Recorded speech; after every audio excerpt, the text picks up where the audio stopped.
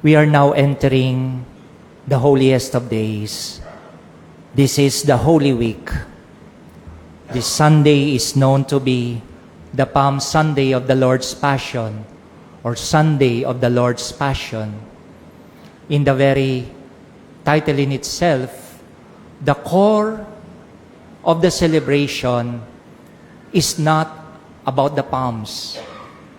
No? Ang sentro ho ng selebrasyon ay ang pasyon ng ating Panginoong Hesukristo. The core is always the passion of Jesus Christ. Nung bago-bago pa ho akong pari, ang tawag ko sa linggong ito, ang linggo na muntik nang mabulag si Father. Dahil ho sa palaspas.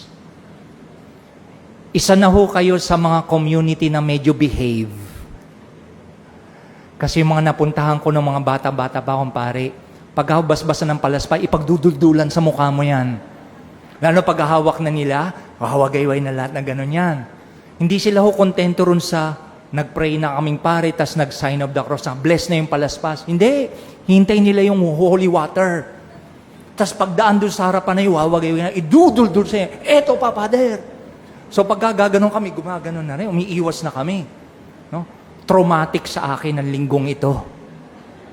Pero kayo, behave kayo. Para kayo mga kandidata ng Miss Universe, pag ganon kayo pa mga... ganon kayo mga ganon ng palaspas. But, you see mga anak, gaya na sabi ko, ang pagninilayan natin, hindi yung tungkol sa hawak niyong palaspas eh.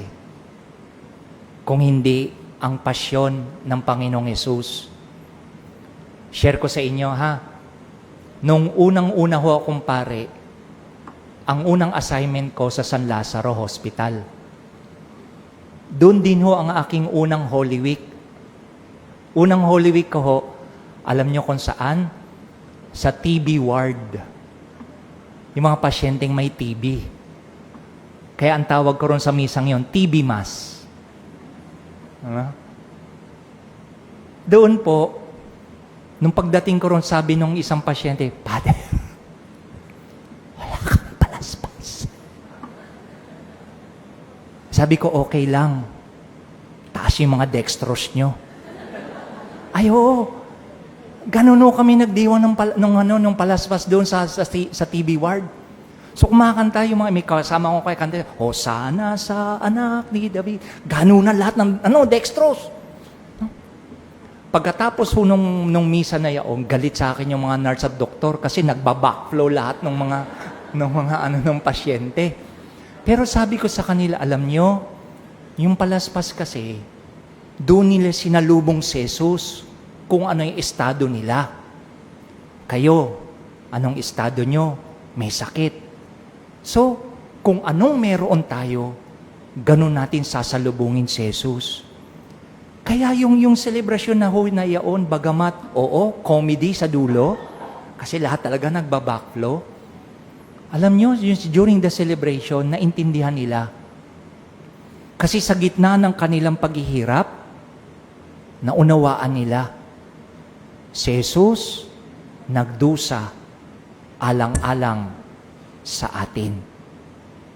My dear friends, in the same way, Jesus embraced His suffering so that we might understand what it means of patient suffering.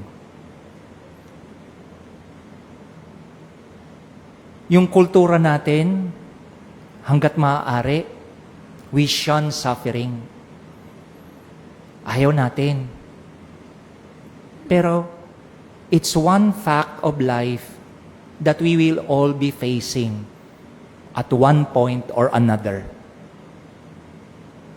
Bahagi ho ng buhay natin ang pagharap at pagyakap sa paghihirap ng buhay.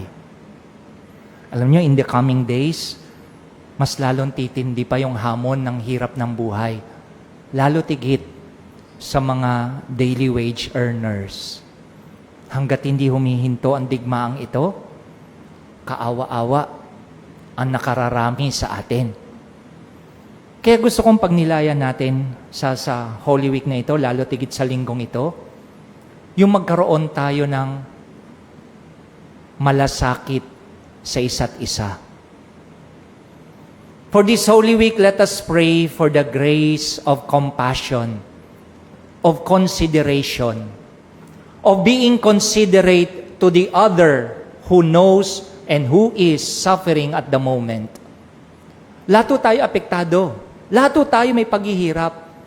Pero ang kailangan natin ngayon, just like Jesus, bear each other's suffering with patience.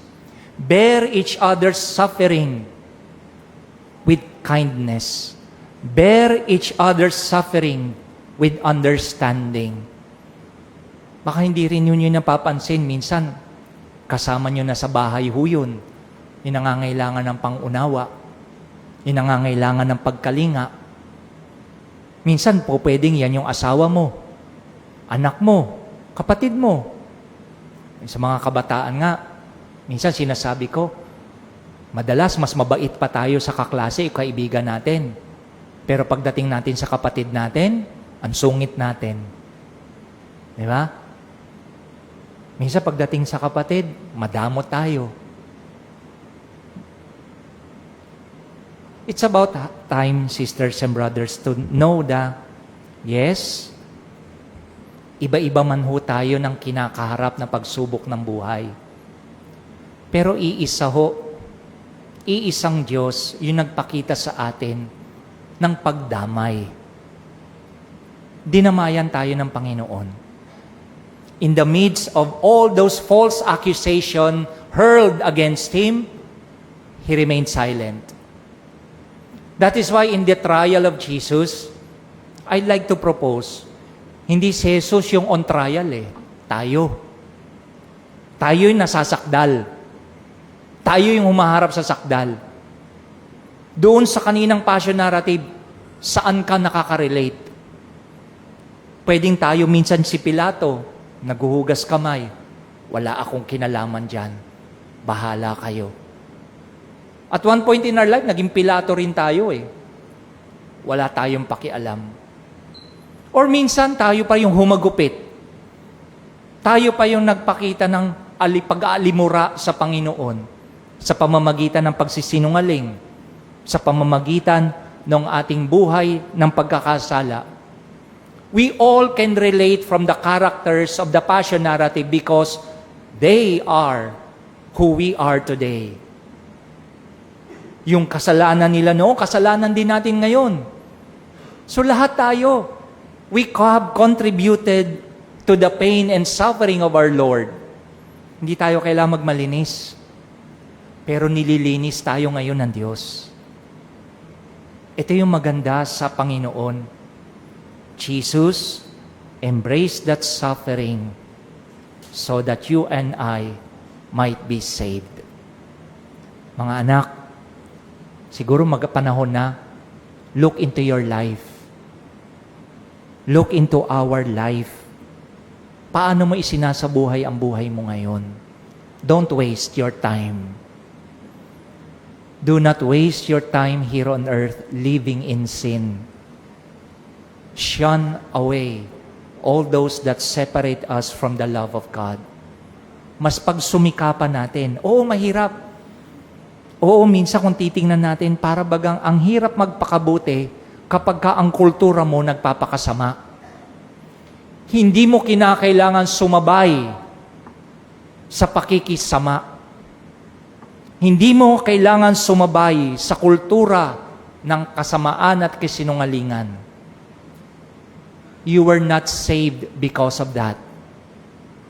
We were saved because we are loved.